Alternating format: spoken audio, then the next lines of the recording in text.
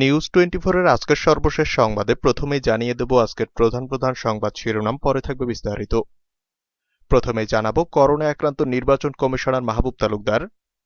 এরপরে থাকছে কালীগঞ্জে দুই পক্ষের সংঘর্ষে আহত 15 পিস্তল সহ আওয়ামী লীগ নেতা গ্রেফতার। রয়েছে যেভাবে মা বাবা বোনকে হত্যা করেন মেহজাবিন। থাকছে খালেদা জিয়াকে বিদেশে নিতে চায় দল ও পরিবার। এছাড়া রয়েছে বয়সের কারণে মির্জা ফখরুলের মতিভ্রম ঘটেছে বললেন তথ্যমন্ত্রী, এবং সবশেষে জানাবো স্বাস্থ্যের ডিজির বিরুদ্ধে ব্যবস্থা নিতে বলল সংসদীয় কমিটি। পুরো খবর পেতে ভিডিওটি শেষ পর্যন্ত দেখুন। সর্বশেষ সংবাদ পেতে চ্যানেলটি সাবস্ক্রাইব করুন। এবার বিস্তারিত। করোনায় আক্রান্ত নির্বাচন কমিশনার মাহবুব তালুকদার। নির্বাচন কমিশনার মাহবুব তালুকদার করোনা ভাইরাসে আক্রান্ত হয়েছেন। বর্তমানে হাসপাতালে ভর্তি থেকে চিকিৎসা নিচ্ছেন তিনি। মাহবুব তালুকদারের ব্যক্তিগত কর্মকর্তা মোহাম্মদ এনামুদ্দিন রবিবার রাতে এ তথ্য জানান। মোহাম্মদ এনামুদ্দিন বলেন, শনিবার রাতে হঠাৎ অসুস্থ হয়ে পড়লে রাজধানীর এভারকেয়ার হাসপাতালে ভর্তি করা হয়। পরিস্থিতি অবনতি হয় আইসিইউতে নেওয়া হয়। বর্তমানে কেবিনে আছেন। জ্বর নিয়ে হাসপাতালে ভর্তি হলে পরীক্ষায় কোভিড-19 পজিটিভ আসে। অন্য পরীক্ষা ভালো এসেছে, এখন ভালো আছেন। নির্বাচন কমিশন করোনার মধ্যে ভোটের আয়োজন করছে। 21 জুন লক্ষ্মীপুর 2 আসনের উপনির্বাচন, 204টি ইউনিয়ন পরিষদ নির্বাচন এবং 2টি পৌরসভা নির্বাচন অনুষ্ঠিত হবে। এছাড়া আগামী 28 জুলাই ঢাকা 14, কুমিল্লা 5 ও সিলেট 3 আসনের উপনির্বাচন অনুষ্ঠিত হবে। এর আগে একজন জ্যেষ্ঠ নির্বাচন কর্মকর্তা এবং একজন কর্মচারী করোনা আক্রান্ত হয়ে মারা গেছেন। এবার আক্রান্ত হলেন মাহবুব তালুকদার। কালীগঞ্জে দুই পক্ষের সংঘর্ষে আহত 15 পিস্তল সহ আওয়ামী লীগ নেতা গ্রেফতার। গাজীপুরের কালীগঞ্জে ইউপি নির্বাচনকে কেন্দ্র করে দুই আওয়ামী লীগের পক্ষের সংঘর্ষে অন্তত 15 জন আহত হয়েছে।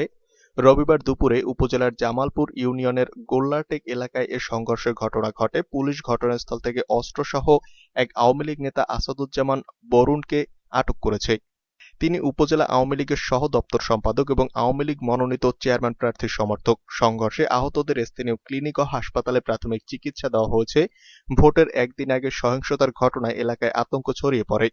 এলাকাবাসী সূত্রে জানা গেছে, জামালপুর ইউনিয়নে চেয়ারম্যান পদে দলীয় মনোনয়ন চেয়েছিলেন উপজেলা যুবলীগের সভাপতি আলমগীর হোসেন, কিন্তু দল মনোনয়ন দেয় বর্তমান চেয়ারম্যান মোহাম্মদ ফারুক মাস্টারকে।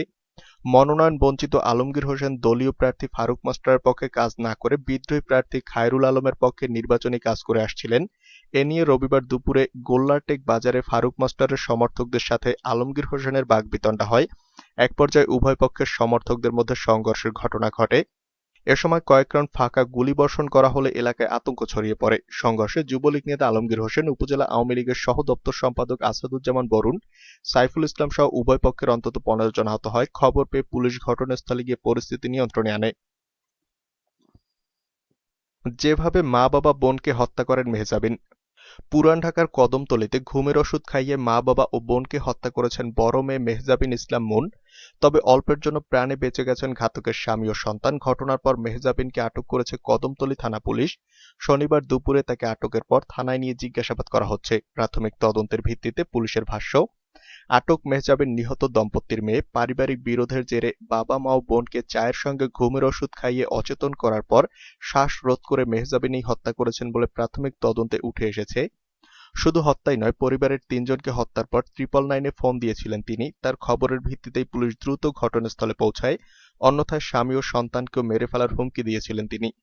পুলিশ ও পারিবারিক সূত্রে জানা গেছে, গতকাল সকাল 10টার দিকে কদমতলী থানা এলাকার মুরাদপুরের 28 নম্বর লালমিয়া সরকার রোডের 6তলা বাড়ির 2য় তলা থেকে মেহজাবিনের মা মৌসুমী ইসলাম, বাবা মাসুদ রানা ও বোন জান্নাতুলের লাশ উদ্ধার করা হয়। এই ঘটনায় গুরুতর অসুস্থ অবস্থায় উদ্ধার করা হয়েছে নিহত মাসুদ মৌসুমী দম্পতির আরেক মেয়ের জামাইকেও। কেন এই হত্যাকাণ্ড জানতে চাইলে ঢাকা মহানগর পুলিশের ওয়ারী বিভাগের উপকমিশনার ইফতেখারুল ইসলাম বলেন, প্রাথমিক তদন্তে এই ঘটনার পেছনে বিভিন্ন ধরনের তথ্য পাওয়া গেছে। তা বিশ্লেষণ করে মনে হচ্ছে পারিবারিক কলহের জেরে এ হত্যার ঘটনা ঘটে। এ বিষয়ে মেহজাবিনকে জিজ্ঞাসাবাদ করা হচ্ছে। খালেদা জিয়াকে বিদেশে নিতে চায় দল ও পরিবার। রাজধানীর এভারকেয়ার হাসপাতালে টানা 54 দিন চিকিৎসা শেষে শনিবার বাসায় ফেরেন বিএনপি চেয়ারপারসন খালেদা জিয়া। এরপর থেকে রোববার সন্ধ্যা পর্যন্ত তিনি অনেকটা ভালো আছেন। বড় ধরনের কোনো শারীরিক সমস্যা তৈরি হয়নি তার। তবে তিনি সম্পূর্ণ সুস্থ হতে পারেননি বলে জানিয়েছে একটি সূত্র। তার হার্ট, কিডনি ও লিভারের সমস্যা তৈরি হয়েছে। এছাড়া তার পুরনো অসুখ আর্থ্রাইটিসও রয়েছে। এই অবস্থায় তাকে চিকিৎসার জন্য বিদেশে নেওয়া প্রয়োজন বলে মনে করছে দল ও তার পরিবার। করোনা ভাইরাস সংক্রমণ এড়ানোর জন্য চিকিৎসকদের পরামর্শ মতে বাইরের কেউ তার সঙ্গে দেখা করতে যাননি। শুধু তার ব্যক্তিগত চিকিৎসক ও তার ভাগ্নে ডাক্তার আবদুল্লাহ আল মামুন বিকেলে তার শারীরিক অবস্থা পর্যবেক্ষণ করতে বাসভবনে যান। হাসপাতালে সংক্রমণের সংখ্যায় তাকে গুলশানের বাসভবন ফিরোজাতেই চিকিৎসা দেওয়ার সিদ্ধান্ত নেন মেডিকেল বোর্ডের চিকিৎসকরা। একই সঙ্গে বিএনপি চেয়ারপারসনের শারীরিক অবস্থা পর্যালোচনা করে তাকে বিদেশে উন্নত চিকিৎসার জন্য সুপারিশও করেছেন তাদের প্রতিবেদনে। এ পরিপ্রেক্ষিতে দল ও পরিবারের পক্ষ থেকে খালেদা জিয়াকে উন্নত চিকিৎসার জন্য বিদেশে নিতে আবারও উদ্যোগ গ্রহণ করেছেন বলে জানা গেছে। বয়সের কারণে মির্জা ফখরুলের মতিভ্রম ঘটেছে মন্তব্য তথ্যমন্ত্রীর। তথ্য সম্প্রচার মন্ত্রী এবং আওয়ামী লীগের যুগ্ম সাধারণ সম্পাদক ড হাসান মাহমুদ বলেছেন, বাংলাদেশের সমস্ত অর্জন প্রধানমন্ত্রী শেখ হাসিনা এবং আওয়ামী লীগের নেতৃত্বে হয়েছে। যেখানে সবাই প্রশংসা করছে, সেখানে বিএনপির মহাসচিব মির্জা ফখরুল ইসলাম আলমগীর দেশের ৫০ বছরের অর্জন নিয়ে যে কথা বলেছেন তাতে মনে হচ্ছে বয়সের কারণে ওনার মতিভ্রম ঘটেছে। বিএনপি ডাক্তারদের সংগঠনকে অনুরোধ জানাবো মির্জা ফখরুলের মানসিক স্বাস্থ্যের পরীক্ষা করাতে। তিনি বলেন, দেশে দরিদ্র মানুষের সংখ্যা ৪১% ছিল, সেখান থেকে ২০% নেমে এসেছে। খাদ্য ঘাটতির দেশ থেকে খাদ্য উদ্বৃত্তের দেশে পরিণত হয়েছে। স্বল্পোন্নত দেশের তালিকা থেকে মধ্যমায়ের দেশে রূপান্তরিত হয়েছে। আজকে বিশ্বের পত্রপত্রিকায় লেখা হচ্ছে একসময়ের ঋণ গ্রহীতা বাংলাদেশ এখন অন্য দেশকে ঋণ দেয়। বিএনপি এবং তাদের মিত্ররা এই সমস্ত উন্নয়ন দেখতে পায় না। তাদের রাজনীতির মূল বিষয় হচ্ছে খালেদা জিয়ার স্বাস্থ্য এবং তারেক রহমানের শাস্তি। স্বাস্থ্যের ডিজির বিরুদ্ধে ব্যবস্থা নিতে বলল সংসদীয় কমিটি। স্বাস্থ্য অধিদপ্তরের মহাপরিচালক ডিজি অধ্যাপক ডাক্তার আবুল বাশার মোহাম্মদ খুরশিদ আলম সংসদীয় কমিটির বৈঠকে না আসায় ক্ষোভ প্রকাশ করেছে স্বাস্থ্য পরিবার কল্যাণ মন্ত্রণালয় সম্পর্কিত স্থায়ী কমিটি। রোববার সংসদ ভবনে কমিটির এই বৈঠকে করোনা ভাইরাস মহামারীকালে স্বাস্থ্য অধিদপ্তরের টিকা সহ নানা কেনাকাটা নিয়ে আলোচনার সময় এই ক্ষোভ প্রকাশ করা হয়। জানা গেছে, বৈঠকে কোভিড-19 মহামারী শুরুর পর এ পর্যন্ত কত টাকার মাস্ক ও কিট ক্রয় করা হয়েছে, ভ্যাকসিন সংকট মোকাবেলায় কি কি পদক্ষেপ নেওয়া হয়েছে, ভ্যাকসিন জি2জি নাকি এজেন্টের মাধ্যমে আনা হয়েছে, কোভিড-19 মোকাবেলায় আইসিইউ এবং অক্সিজেনের বর্তমান অবস্থা ও সম্ভাব্য সংকট থেকে উত্তরণ নিয়ে আলোচনা করা হয়। বিস্তারিত এই আলোচনায় ডিজি উপস্থিত না থাকায় ক্ষোভ প্রকাশ করে কমিটি। কমিটির সভাপতি ও সাবেক স্বাস্থ্যমন্ত্রী শেখ ফজলুল করিম সেলিম এ নিয়ে ক্ষোভ প্রকাশ করে ডিজির বিরুদ্ধে ব্যবস্থা নেওয়ার জন্য মন্ত্রণালয়কে পরামর্শ দিয়েছেন। যদি ব্যবস্থা নেওয়া না হয় তাহলে বিষয়টি সংসদ অধিবেশনে উত্থাপন করা হতে পারে বলে একটি সূত্রে জানা গেছে। সংসদীয় কমিটির এক সদস্য নাম প্রকাশ না করার শর্তে বলেন, আজকে অনেক বিষয় নিয়ে আলোচনা ছিল, কিন্তু ডিজি বৈঠকে আসেননি। কমিটির সভাপতি এ নিয়ে ডিজির বিরুদ্ধে ব্যবস্থা নেওয়ার জন্য মন্ত্রণালয়কে পরামর্শ দিয়েছেন। সরকারকে বেকায়দায় ফেলতেই গুমের নাটক করেছিলেন তহা। ইসলামী বক্তা আবু তোহা মোহাম্মদ আদনানের বিরুদ্ধে অভিযোগ উঠেছে, পারিবারিক সমস্যাকে পুঁজি করে সরকারকে বেকায়দায় ফেলতেই গুমের নাটক সাজানো হয়েছিল। তবে তার আইনজীবী বলেছেন, মায়ের সঙ্গে দুই স্ত্রীর বিরোধের জেরেই মসজিদে ইতেকাফে ছিলেন তিনি। আদালতে দেয়া তহার জবানবন্দি সম্পর্কে রবিবার তার আইনজীবী সোলাইমান আহমেদ সিদ্দিক এর নতুন তথ্য উপস্থাপন করেছেন। জবানবন্দি উদ্ধৃতি দিয়ে তিনি বলেন, মায়ের সঙ্গে দুই স্ত্রীর বিরোধের কারণে গাইবান্ধার ত্রিমোহনীতে একটি মসজিদে ইতেকাফে বসেছিলেন তহা। ভাড়া করা গাড়ি চালক ও অপর দুই সঙ্গী খাদেম হিসেবে ছিলেন তার সঙ্গে। অথচ তহার বন্ধু সিয়ামের মা বলছেন, শুক্রবার পর্যন্ত তারা চারজন পুরোপুরি আত্মগোপন করেছিলেন তার বাড়িতেই। এ সময় বাড়ি থেকে বের হননি এবং স্থানীয়দের কেউই তাদের দেখেননি। এদিকে নিজের বাড়িতে তহা ও সঙ্গীরা আত্মগোপন করে থাকলেও গুমের অভিযোগে ৩ দিনের মানববন্ধন ও বিক্ষোভে অংশ নেন সিয়াম। তহার বন্ধু সিয়াম আহমেদ বলেন, তহা আমার ছোটবেলার বন্ধু, আমি তার জন্য মানববন্ধনেও গেছি, ৩টা মানববন্ধন আমি করেছি। তবে বিশিষ্টজনদের দাবি, নিজের পারিবারিক ঘটনাকে পুঁজি করে সরকার ও রাষ্ট্রীয় গোয়েন্দা সংস্থাকে বেকায়দায় ফেলতেই এটি পরিকল্পিত ষড়যন্ত্র। যারা এমন মিথ্যার আশ্রয় নিয়ে প্রতারণা করছে তারা ছদ্মবেশী ভণ্ড, এদের দৃষ্টান্তমূলক শাস্তি হওয়া উচিত। পুরো ৭ দিন নিরুদ্দেশ থাকার পর দ্বিতীয় পক্ষের স্ত্রী ও মায়ের নিখোঁজের জিডির পর শুক্রবার জুমার নামাজ শেষে রংপুর নগরীর চারতলা এলাকায় প্রথম স্ত্রীর বাড়ি থেকে তহাকে উদ্ধার করে পুলিশ। নিখোঁজ তহা সহ অপর দুজনকে আদালতে তুললে একই রাতে তাদের নিজের জিম্মায় ছেড়ে দেন আদালত। শেখ হাসিনা যতদিন আছেন ততদিন ক্ষমতায় আছি। আওয়ামী লীগের যুগ্ম সাধারণ সম্পাদক মাহবুবুল আলম হানিফ বলেছেন, টানা ১২ বছর আওয়ামী লীগ ক্ষমতায় থাকায় অনেকের মাঝে আইশি মনোভাব চলে এসেছে। এতে সারা দেশে কিছুটা হলেও সাংগঠনিক দুর্বলতা চোখে পড়েছে। তবে জননেত্রী শেখ হাসিনা যতদিন আছেন ততদিন ক্ষমতায় আছি। চট্টগ্রাম সার্কিট হাউসে রোববার আওয়ামী লীগের কেন্দ্রীয় নেতাদের সঙ্গে মহানগর আওয়ামী লীগের মতবিনিময় সভায় তিনি এসব কথা বলেন।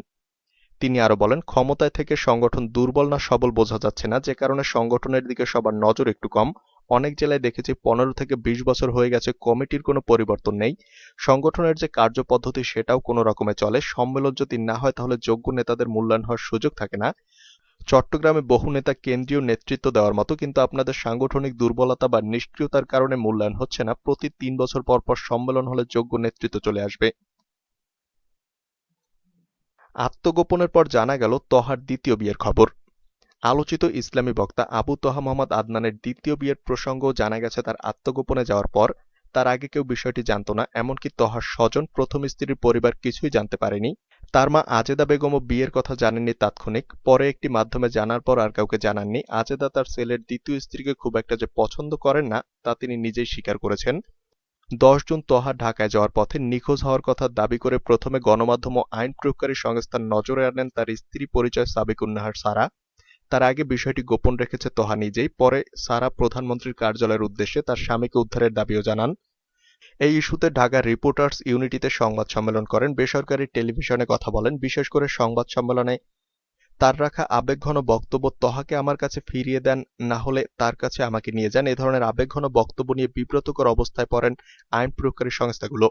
সাবিকুন্নাহারের এমন আবির্ভাব তহার স্বজন ও পরিবারের লোকজনকেও বিব্রতকর অবস্থায় ফেলে। পরিবারের অনেকেই এ বিয়ের খবর জানতেন না। তহাকে খুঁজে না পাওয়ার কথা প্রথমে জানান তার দ্বিতীয় স্ত্রী সাবিকুন্নাহার। 16 জন তিনি ঢাকার রিপোর্টার্স ইউনিটিতে সংবাদ সম্মেলন করে এমন দাবি করেছিলেন। তহার মা আজেদা বেগম যুগান্তরকে বলেন, বিয়ের খবর আমি বেশ কিছুদিন পরে জেনেছি। আমি শুনেছি বিপদে ফেলে আমার ছেলের ইচ্ছার বিরুদ্ধে ওই নারী বিয়ে করেন। খুব মানসিক অত্যাচার করত, তাকে নানাভাবে বিরক্তকর অবস্থায় রাখত। দ্বিতীয় বিয়ের পর খুবই অশান্তিতে ছিল তহা, সে কথা তাকে জানিয়েছিল।